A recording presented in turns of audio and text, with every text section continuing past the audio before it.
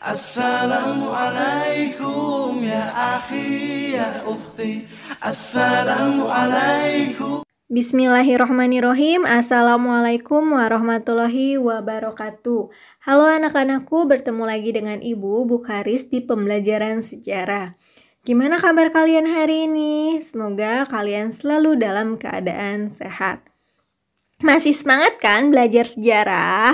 Harus tetap semangat karena hari ini kita masuk ke bab baru, bab 4 mengenai teori tentang proses masuknya agama dan kebudayaan Islam serta pengaruhnya terhadap kehidupan masyarakat di Indonesia. Sudah siap belajar sejarah?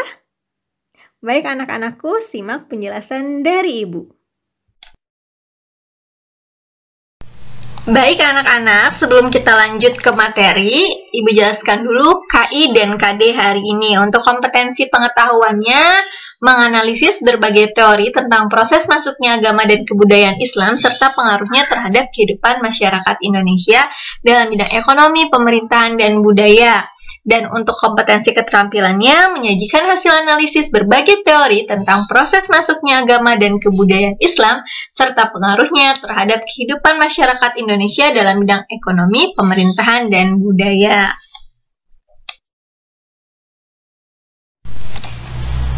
Indikator pencapaian kompetensi Ibu bagi untuk bab ini menjadi 2 pertemuan. Pertemuan pertama yaitu hari ini menganalisis teori tentang masuknya agama Islam ke Indonesia sesuai dengan fakta-fakta pendukungnya. Dan untuk pertemuan kedua minggu depan yang akan dibahas yaitu menyimpulkan pengaruh perkembangan Islam terhadap kehidupan masyarakat Indonesia di bidang ekonomi, pemerintahan, dan budaya. Baik anak-anakku, seperti biasa kita masuk dulu nih ke apersepsi. Tahukah kalian kapan ya berakhirnya kekuasaan Hindu-Buddha di Nusantara atau Indonesia? Coba pikirkan dulu. Ibu tunggu. 1, 2, 3, 4, 5. Sudah ketemu jawabannya? Kalau sudah ketemu jawabannya, kalian jawab via WA grup ya, sertakan nama lengkap dan kasih keterangan pertanyaan dari video.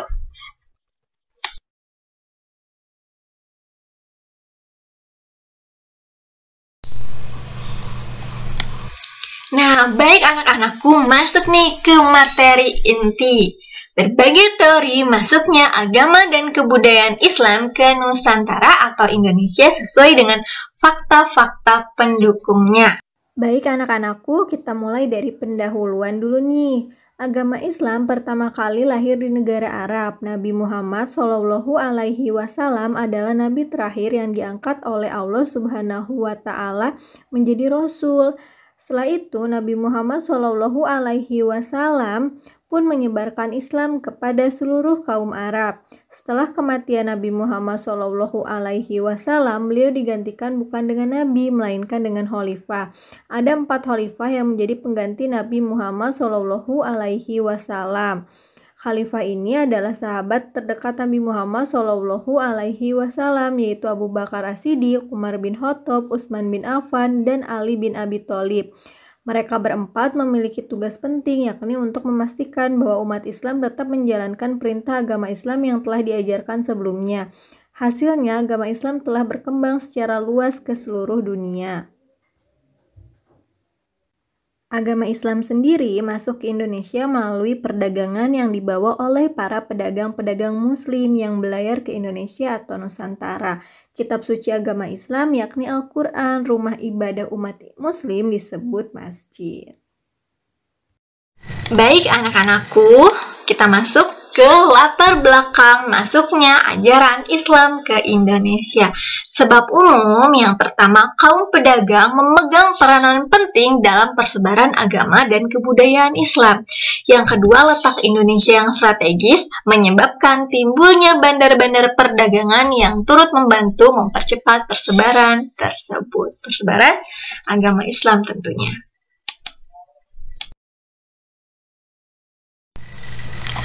Faktor-faktor yang menyebabkan Islam diterima di Nusantara. Yang pertama, syarat masuk Islam sangat mudah loh, hanya dengan mengucap kalimat syahadat. Yang kedua, agama Islam tidak mengenal kasta dan setiap manusia adalah sama rata. Penyebaran agama Islam dilakukan secara damai.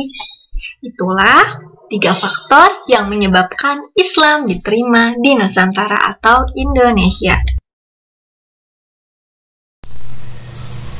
Gimana anak-anakku, sudah paham belum? Oke, kita lanjut dulu nih ke berbagai teori masuknya agama dan kebudayaan Islam di Nusantara. Sama seperti masuknya agama Hindu-Buddha, ada berbagai teori, Islam pun sama. Ada teori apa aja ya? Proses masuk dan berkembangnya agama Islam di Indonesia, menurut Ahmad Mansur Suryanegara dalam bukunya yang berjudul Menemukan Sejarah, terdapat 3 teori, yaitu ada teori Gujarat, teori Mekah, dan teori Persia. Baik anak-anakku, kita mulai dari teori Gujarat. Teori ini berpendapat bahwa Islam masuk ke Indonesia pada abad ke-13 dan pembawanya berasal dari Gujarat, India. Dasar dari teori ini apa ya, Bu? Yang pertama, kurangnya fakta yang menjelaskan peranan bangsa Arab dalam penyebaran Islam di Indonesia.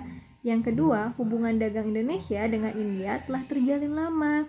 Yang ketiga, adanya batu nisan Sultan Samudra Pasai yaitu Malik Al-Saleh tahun 1297 yang bercorak khas Gujarat. Dan pendukung teori Gujarat adalah Snowfur Gronje, Surkheim, dan Bernard.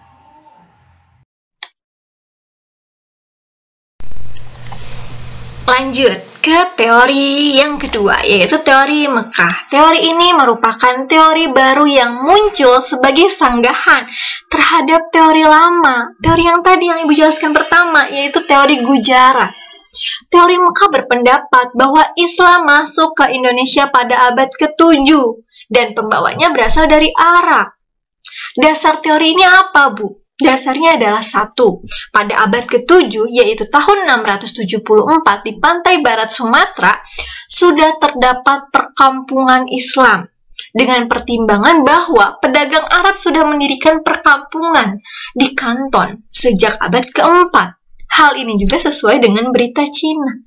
Yang kedua, kerajaan Samudra Pasai menganut aliran mazhab Syafi'i, di mana pengaruh mazhab Syafi'i ini terbesar pada waktu itu adalah Mesir dan Mekah. Sedangkan Gujarat atau India adalah penganut mazhab Hanafi. Berbeda ya antara mazhab Syafi'i dan mazhab Hanafi. Yang ketiga, Raja-Raja Samudra Pasai menggunakan gelar Al-Malik, yaitu gelar tersebut berasal dari Mesir. Yang keempat, pendukung teori Mekah ini adalah Hamka, Vanler, dan Arnold.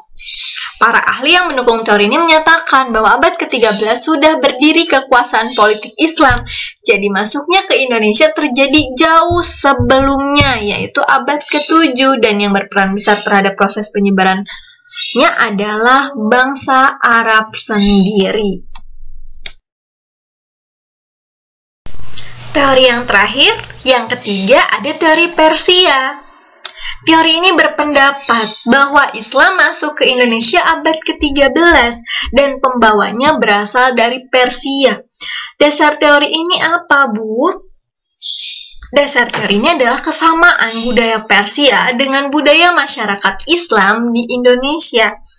Seperti yang pertama, peringatan 10 Muharram atau Asyura atas meninggalnya Hasan dan Husain cucu Nabi Muhammad yang sangat dijunjung oleh orang Syiah atau Islam Iran.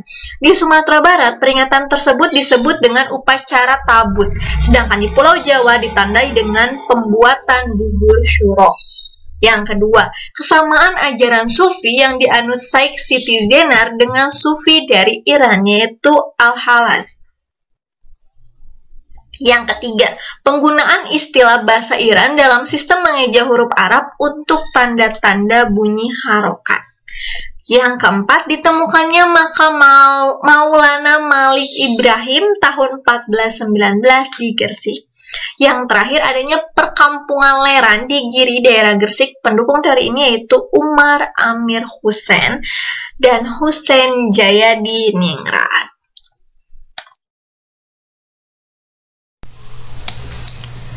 Baik anak-anakku, gimana? Masih semangat kan? Harus dong, harus tetap semangat. Yang ngantuk? Ayo cuci muka dulu kemudian lanjutkan videonya. Kita lanjut nih ke submateri tentang saluran-saluran dalam penyebaran agama Islam. Di slide sebelumnya Ibu jelaskan bahwasannya faktor yang menyebabkan Islam mudah diterima adalah disebarkannya secara damai, tanpa paksaan. Bukti damainya itu dengan cara apa? Yaitu ada dengan perdagangan, perkawinan, pendidikan, kesenian, dan tasawuf. Tasawuf. Mengapa dengan cara tasawuf? Hal ini dikarenakan masyarakat Indonesia menyukai hal-hal yang berbau mistik. Tarian yang bisa kalian lihat di samping ini merupakan tarian mistik yang dipandang sebagai doa bagi Tuhan.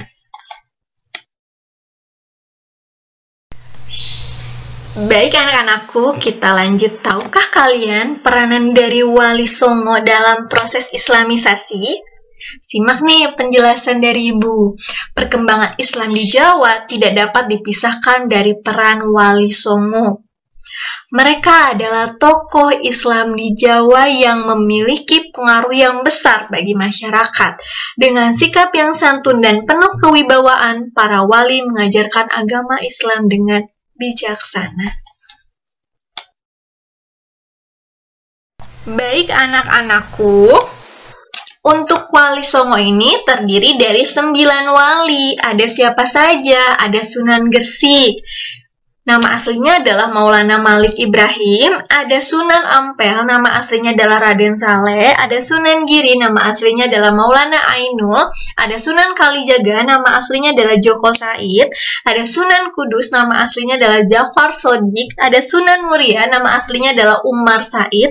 Ada Sunan Bonang, nama aslinya Magdum Ibrahim. Ada Sunan Gunung Jati, nama aslinya adalah Syarif Hidayatullah. Ada Sunan Derajat, nama aslinya adalah Syekh Maunad. Itulah 9 Wali Songo.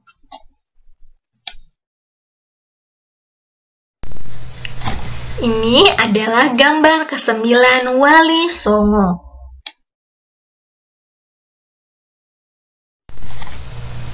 Baik anak-anakku, sudah paham belum dengan penjelasan dari Ibu? Kalau masih bingung, masih penasaran, kalian boleh menanyakannya via chat di grup atau via japri ke Ibu pun boleh.